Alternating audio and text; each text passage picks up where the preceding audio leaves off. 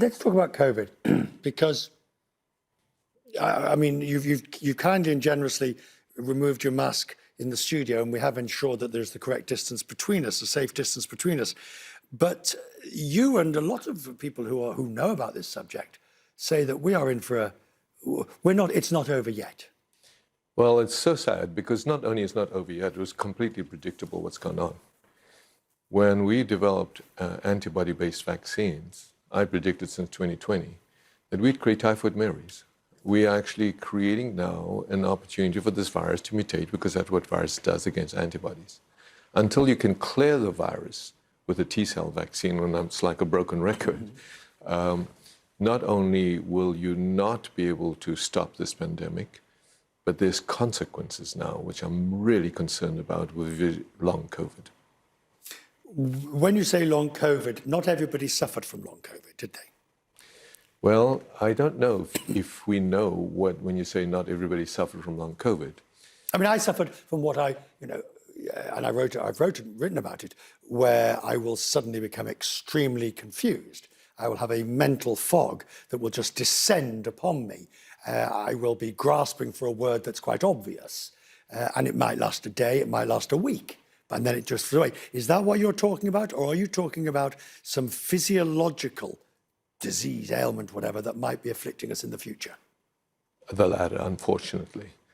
And now is not the time to create fear or concern, but the science that we are now looking at, I'm going to give you some example. I'm working very much with Dr. Carl Scadone in Mount Sinai. He's done more autopsies in patients who have died without having been infected with COVID. And what we're finding now is months, 7 months, 10 months. Now there's a paper showing 15 months, that this virus resides in the body in every vital organ, brain, gut, pancreas, lung, for months and months and months. A virus that persists, or genomic sequences that persist, have known long-term consequences, which at a later time we should discuss. I mean, the one I immediately think of course, is HIV, which lives in goodness knows how many cells and different types in the body, which is why it's almost impossible to eradicate it. Exactly. It's now been shown that this virus goes into a thing called monocytes, deep into the bone marrow. So the concern for that is there's 7 known viruses that cause cancer. Now, I know you said earlier, and you said at the beginning, that you don't want to be alarmist and you're not making the claim that it is.